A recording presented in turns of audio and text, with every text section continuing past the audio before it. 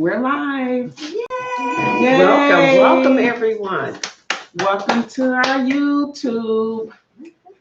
Yes, on the Love Healing Room Sunday. On this cozy Sunday, we're talking about office love, pros and cons. So we had a very, very wonderful conversation about the pros and cons. We heard some stories from some shares from our Facebook family. You know, we shared a couple of experiences and share some statistics. And so we're going to just go over that, you know, to give you a brief follow up on what we discussed. But please always go back and watch the video because you can probably capture some things that are probably going to resonate with you or help you if you're in that type of relationship or you kind of liking somebody at work. And we do have a viewer who's watching right now. If you have comments, make sure that you type them in the stream. We'd love to hear your thoughts. Yes, please. So we're going to kick it off. I'm going to start off with, we had our reading. No. We're not gonna do the card. Okay. All right. So I'm gonna kick off with some of the statistics that I found online. And it says that fewer employees are dating coworkers today than in the past 10 years. And that 36% of employees are in a romantic relationship with a person that they work with. So that's like 1 in 3.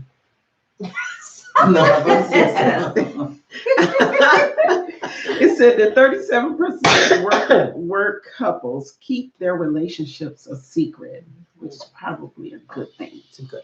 And more like private is what I think. Yeah. Most people are opposed to office romances. 6% believe that they are unacceptable.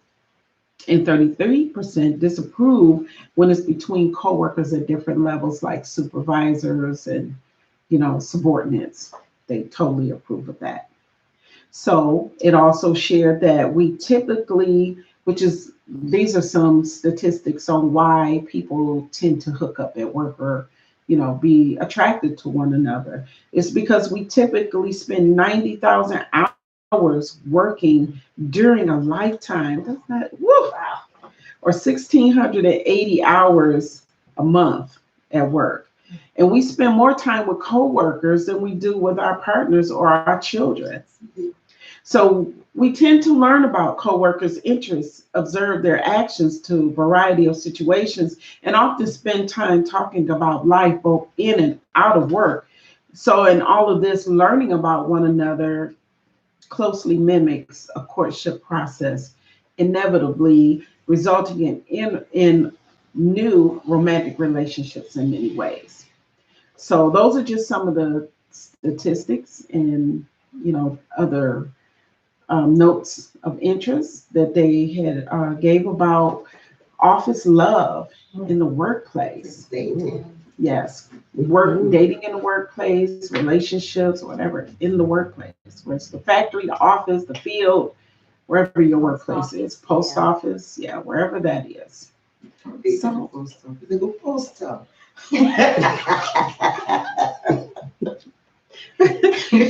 I want to start off with the pros, because when I was in a office romance in my 20s, I had fun. Whether I was weekend or blowing some kisses, or I know, meeting on stairwells, I just enjoyed the fun of it. I enjoyed the flirting part of it. I didn't take it, serious. We did it for maybe a few years, going back and forth, with one another. And I just had fun with it. So sometimes it's not always meant to, some people can take it serious if that's where your relationship is going. But when you're in your mid 20s or early 20s, it was just like, no, we're not going to do that part, but we are going to enjoy our times that we have together, and even sharing notes with one another, having pet names, from one another. This gentleman was the first guy that gave me endowment type of name. And I didn't value it as much as I would have. And I will still remember that name to this day. Do you remember what the name is? You see, I'm looking like something. Yeah, it really. It was Sugar Puss.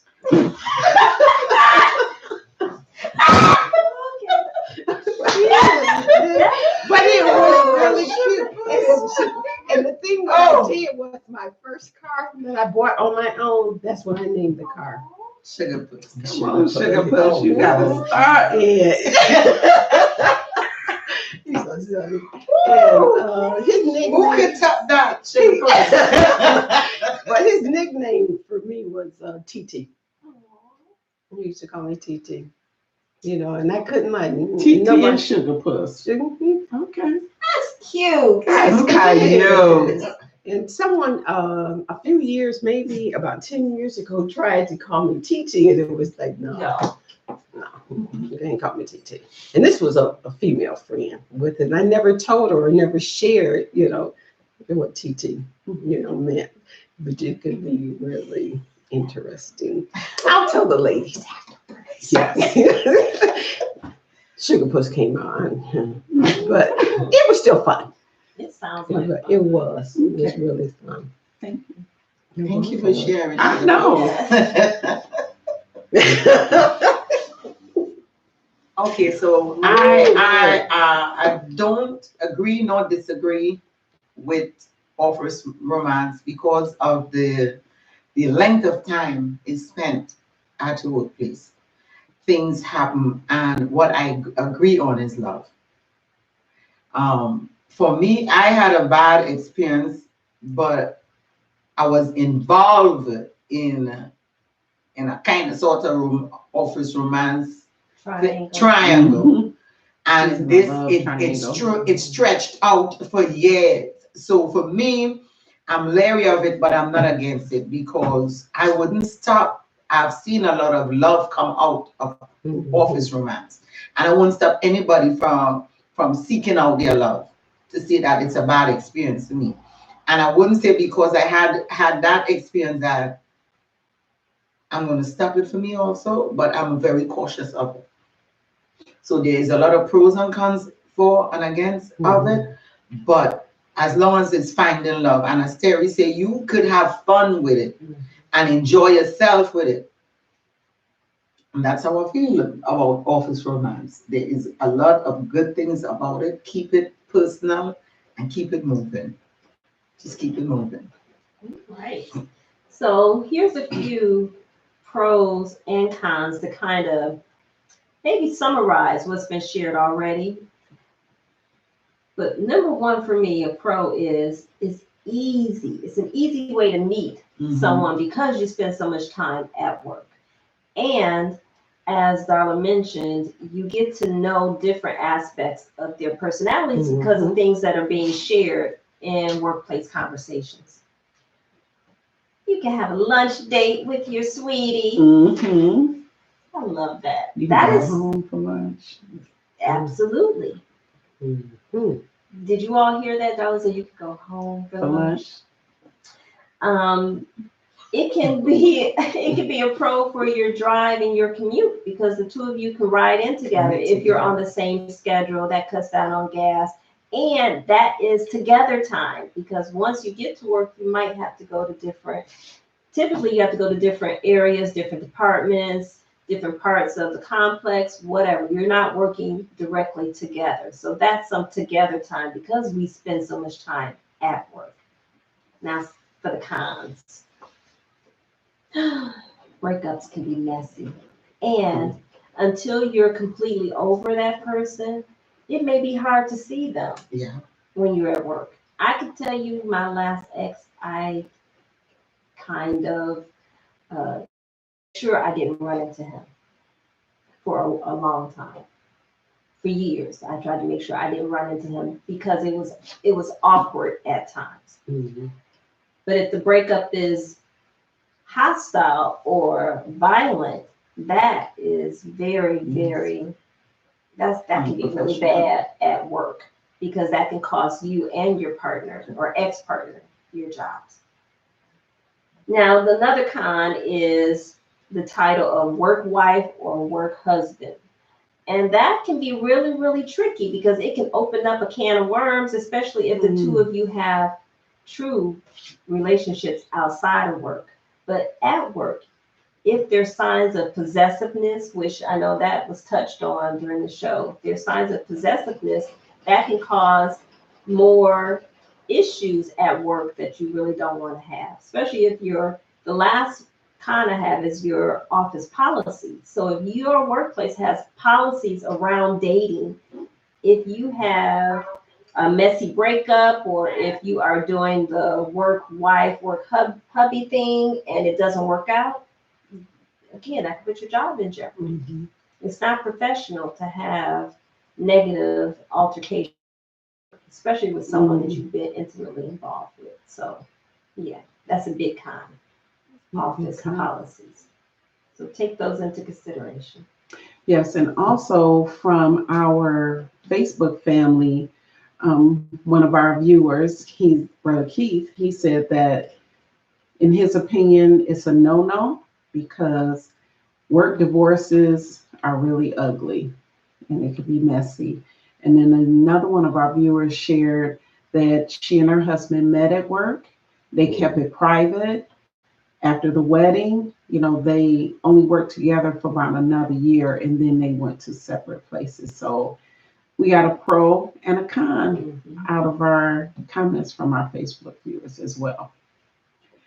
So I think that's it for our wrap up, our summary of our Facebook Live show on today.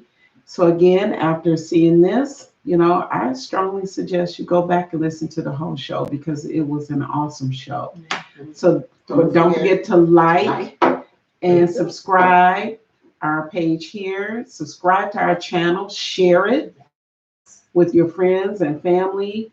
Just share it on your page. Just share love up. Somebody needs to hear us. Yes, we want our pages to be blown up so that love can be blown up.